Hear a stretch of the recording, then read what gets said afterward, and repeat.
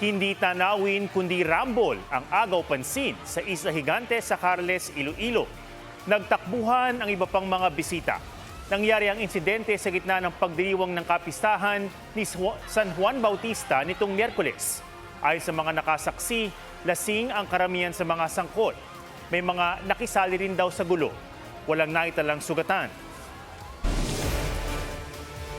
Viral ang isang barangay ambulance sa Bulacan na ginamit umano sa pamamasyal. Sa Quezon City naman, ambulansya ang ugat ng disgrasya nang sumalpok sa isang SUV. May report si Jonathan Andal.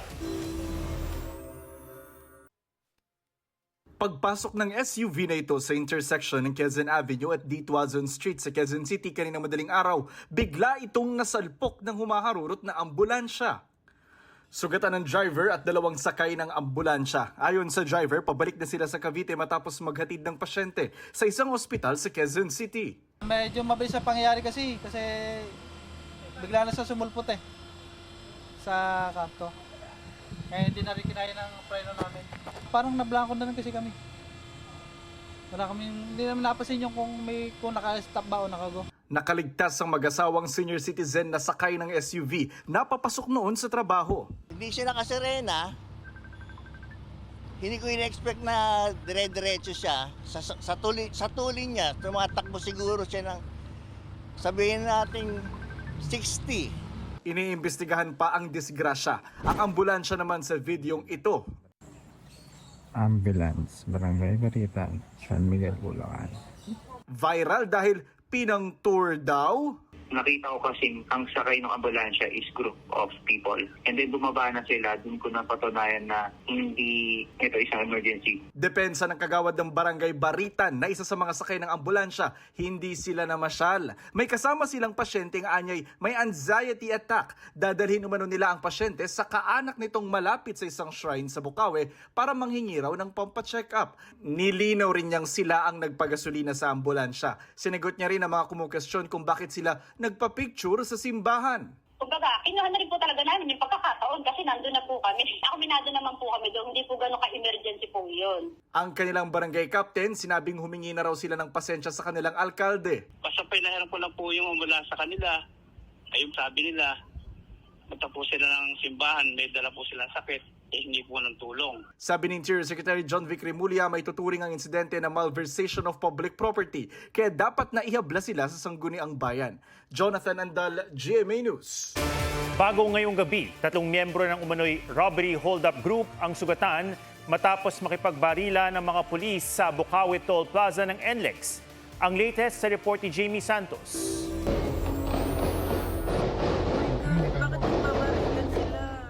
Dinig ang mga putok ng baril sa videong ito kaninang mag-aalas 6 ng gabi sa NLEX Bukawi Toll Plaza. Isinara ang toll plaza dahil sa engkwentro ng mga tauhan ng Police Regional Office 3 at mga miyembro ng umano'y robbery hold-up group. Ayon sa Bulacan Police, sa tulong ng pamunuan ng NLEX, nagpapwesto sila ng mga pulis sa toll plaza para sa pagtunton sa mga suspect. Nagkaroon tayo ng follow-up operation. At sila po ay na-track natin, no? At sinundan ng ating mga tauhan at nagkaroon na tayo ng dragnet operation na nagresulta po ito sa armed confrontation. 3 suspect ang sugatan, 2 ay tricycle driver, ang isa ay TNVS driver. Anila, sangkot ang mga suspect sa mga insidente ng robbery hold-up sa Calabarzon at Central Luzon. Gaya ng nakuna ng CCTV noong June 24 na ibinigay ng Tarlac Provincial Police sa GMA News. Kita rito ang van na pumarada sa tapat ng tindahan. Ang mga sakay nito, puwersahang binuksan ng roll-up door. Kinalikot ang electric box nito para mapatay ang CCTV. Makukonsidera raw na malaking grupo ang kinabibilangan ng mga suspect. Mga armado to at sila ay bumibiktima at lumalakad na walang mga armas at siyempre na-alerto sila dahil ang ating kapulisan ay nakapwesto na sa lahat ng exits ng NLEX at dito nga natin naabutan dito sa lugar na ito. Dahil napilitan ng NLEX na isara ang buong Bukawi Toll Plaza hanggang pasado 6 ng gabi at kinordonan pa ang lugar, bumigat ang trapiko roon. Binuksan din ito kalaunan. Jamie Santos, GMA News. Magtatatlong linggo matapos ang magnitude 7.8 na lindol sa Mindanao. Muling yumanig doon ngayong gabi.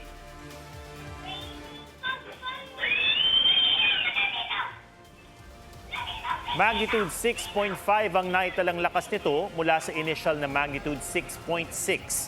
Natunto ng PHIVOLCS ang epicenter nito sa dagat, 90 kilometers southwest ng Balut Island sa Sarangani, Davao Occidental. Ayon sa Sarangani MDR-MO, walang nasugatan pero may ilang na ospital dahil sa panic attack.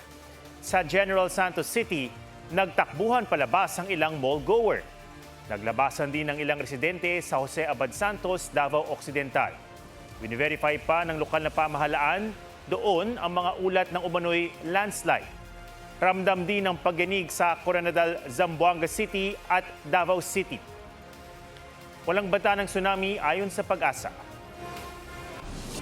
Inirekomenda ng PNP-CIDG sa Department of Justice na ireklamo ng paglabag sa Anti-Hazing Act of 2018 ang dating head coach ng Ateneo Blue Eagles na si Tab Baldwin.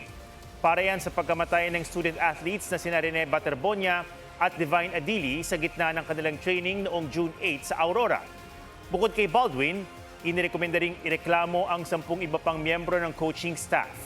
Ayon kay DILG Secretary John Vic Rimulya, lumabas sa investigasyon na itinuloy pa rin ang aktibidad kahit nagpahayag ang 5 sa mga manlalaro na hindi sila marunong lumangoy. Lumabas din na noong 2016 ay mayroon ng mga muntik malunod sa kaparehong team building activity na inorganisa ni Baldwin. Sinusubukan pa namin makuha ang pahayag ng mga pinasasampahan ng reklamo. Walang kasamang opisyal ng universidad sa rekomendasyon ng CIDG, pero sabi ni Rimulya na hindi pa sila tuluyang absuelto. Sinabi naman ni Ateneo de Manila University spokesperson Father R.B. Hizon, patuloy silang makikipagtulungan sa iba't ibang ahensya na nag-iimbestiga sa trahedya at kumpiyansa silang matitimbang ng patas ang lahat ng detalye ng insidente sa pamamagitan ng tamang proseso. Pinanindigan din ng Ateneo ang commitment nito para isulong ang accountability at kapakanan ng kanilang mga estudyante habang patuloy na pinalalakas sa mga reformang ipinatutupad para hindi na maulit ang trahedya. Ilang mga mag-aaral ang nakumpiskahan sa mga paghihigpit sa paaralan. Sa Cagayan, baril at patalim ang nakuha sa 2 estudyante. Sa isang estudyante naman sa Cebu City, brass knuckles ang nabisto. May report si John Consulta. Ito ang brass knuckles na ayon sa principal ng Bulacau Community School sa Cebu City ay nakumpiska noong Miyerkules sa isang estudyante nila sa Alternative Learning System o ALS. Nakuha ito nang tumunog ang metal detector sa inspeksyon sa mga gamit ng estudyante. Ayon sa principal, sinasabi ng 15 anyos na estudyante na kapatid niya ang naglagay ng brass knuckles sa kanyang bag. Ipinatawag na ng principal ang mga magulang ng estudyante na isa sa ilalim sa counseling. Mga baril at patalim naman ang nakumpiska mula sa 2 grade 10 students sa Apari School of Arts and Trade sa Cagayan. Nabisto yan sa inspeksyon ng pulisya sa paaralan. Paliwanag daw ng mga estudyante, nagdadala sila ng baril at patalim bilang proteksyon sa sarili. Hawak na ng DSWD ang mga estudyante para sa counseling. Isinailalim din sa counseling ang 14 anyos na grade 10 student sa Tolosa, Leyte. Kasunod ang pag-post niya online ng bantang may mangyayaring umanong pamaril o pananaksak sa Tolosa National High School. Sa pagsusuri ng psychiatrist na lamang may iniindang problema ang estudyante. Sa family medyo merong konting problema, tsaka yung bata nabubuli po siya. Grade 9 pa lang daw, nabubuli na sa school until now ng mga classmates niya. Nag-amin po siya na siya sorry din siya po sa parents niya. Rekomendasyon ng social worker, huwag munang ibalik sa face-to-face class ang estudyante at isa sa ilalim muna sa modular learning. John Consulta, GMA News. Nahukay sa Zambales sa mga baril, bala at pampasabog na pinaniniwala ang itinago ng mga rebelding grupo. Nadiskubre ang mga armas sa masukal na bahagi ng isang barangay sa bayan ng Masinloc. May mga natagpo ang ding tactical gear at mga dokumentong iniuugnay ng pulisya sa communist terrorist group. Ayon sa pulisya, isa umanong dating membro ng grupo ang nagtimbre ng lokasyon ng mga armas.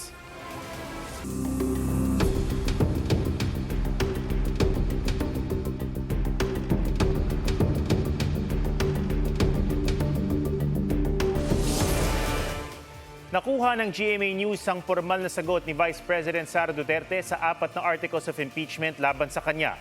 Kaugnay sa umano'y bantang ipapapatay si Pangulong Bongbong Marcos, First Lady Liza Araneta Marcos at dating House Speaker Martin Romualdez, sinabi ng bise na ito ay freedom of expression at constitutionally protected speech na kumukontra sa mga pulisiya ng Administrasyong Marcos. Wala rin daw ipinakitang pruweba na talagang may kinokontrang o kinuntratang assassin.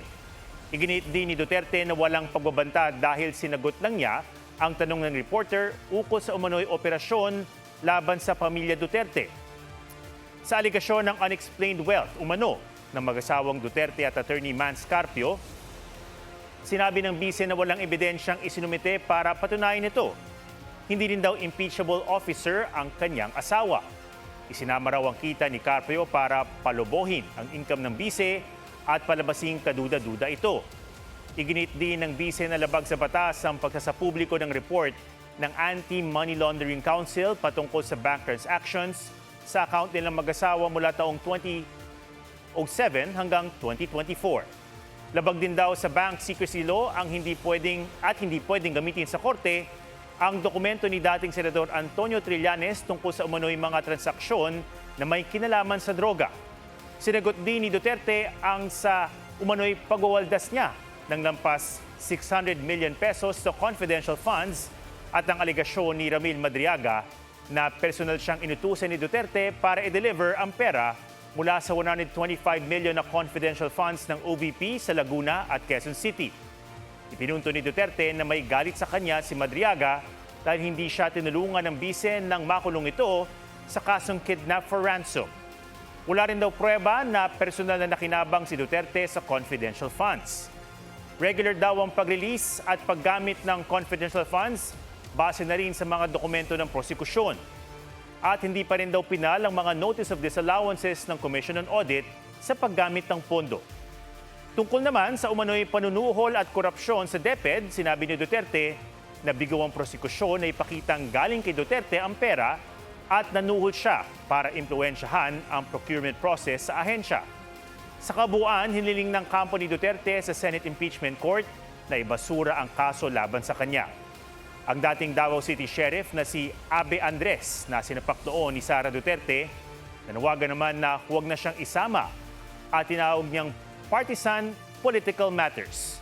Kabilang si Andres sa mga plano ng impeachment prosecutors na hirap bilang testigo para umano ma-establish ang ugali ng bise at patibay ng article of impeachment tungkol sa pagbabanta ng bise.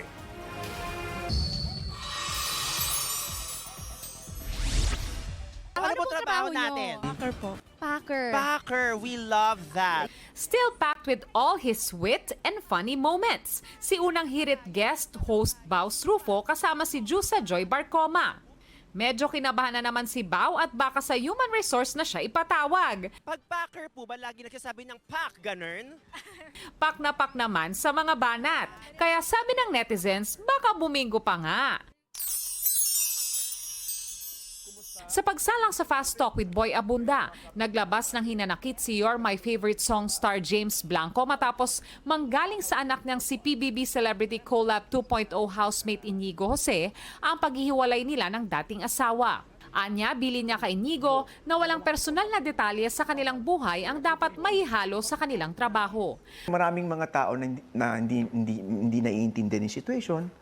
So, masakit para sa akin. Ang co-star ni James na si Katya Santos gustong mag-evolve bilang artista at hindi mapako sa kanyang sexy star image. Kasi minsan natatanong rin ng anak ko. Although I explained it to her, pero ngayon, syempre in a way, hindi ko i-deny na compliment pa rin siya sa akin. Pero syempre hindi na rin, sana gusto ko makita na rin nila ako sa ibang... Mag-evolve ka na into something. Na yung tingin nila sa akin. Ruru Madrid na may dugong Zamboangueño, feeling at home sa Basilan. Nasa Mindanao siya para sa pagganap niya bilang sundalo sa isang Cinemalaya film entry. Von Aquino, GMA News. Nauumay ka na ba sa mga content creator na puro sayaw, travel o kalokohan ng paandar? Para ma-cleanse ang inyong feed, scroll ka lang para makita mga influencer na hatid ay good vibes at good influence. Laliw ka na, natuto ka pa. Kilalanin natin silang mga edu-creator sa report na ito. Kung babad ka sa social media, chances are napanood mo na siya sa kada scroll mo. Bakit nga ba blue ang kulay ng langit? Alam mo ba kung ano ang pinakamalaking bulaklak sa buong mundo? Bakit napuputol ang buntot ng butiki tapos tumutubo? Siya si Luis Ann Nagal. Mas kilala sa kanyang signature intro as This is life! This is life! This is life! This is life! Ang intention po talaga ng mga content ni Lance is makakuha po yung audience natin, yung mga nanonood po sa atin, ng pagkatuto po talaga. patok ang content niya na tungkol sa mga random trivia. Ano nga ba ang nauna? Ang itlog o ang manok? Bakit tumitiklop ang makahiya kapag hinahawakan? Alam mo ba kung bakit dalawang button para sa flush? Marami sa kanyang videos tungkol sa mga hayop. No wonder, dahil si Lance, nag-aaral ngayon ng veterinary medicine. Alam mo ba kung ano ang deadliest animal sa buong mundo? Puting! Buhaya! O leon! Hindi man po technical yung terms, pero at least na-absorb po nila. Batid ni Lance na sumusunod siya sa yapak ng mga naunang edu-creator o creator na forte ang educational content.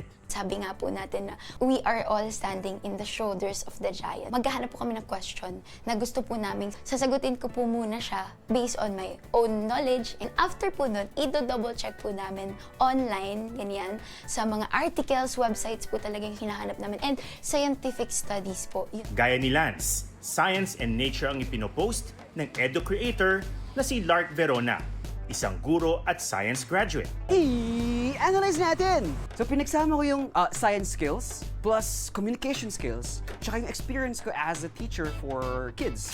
Pumupunta rin si Lark sa mga lugar na hindi basta naaabot ng maraming Pinoy para mas mailapit sa kanyang audience ang agham at kalikasan. What if I told you that this place literally changed science forever?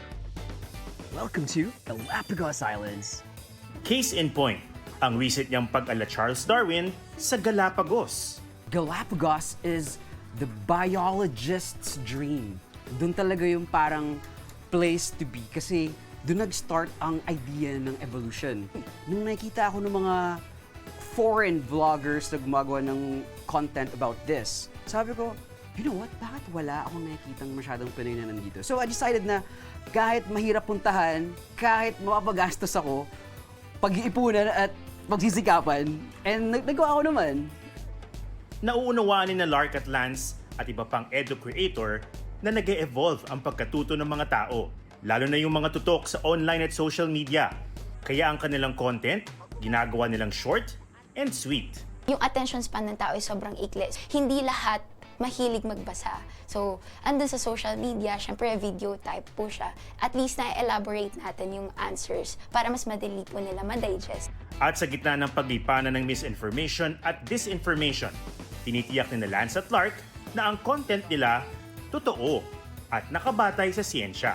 Pag i-click mo yung parang STEM category, Science, Technology, Education, and Engineering and Math, ay napakalaking world ang kayang pasukan. Hindi lang para sa mga bata, kasi para sa mga adults din, marami kang matutunan. That is, kung tama ang mga fina-follow and ini-engage mong mga creators. At yan ang mga balitang dapat niyong malaman. Ito ang GMA News. Walang kinikilingan, walang pinoprotektahan. Noon at ngayon, serbisyong totoo. Ako po si Ato Maraulio at ito ang State of the Nation.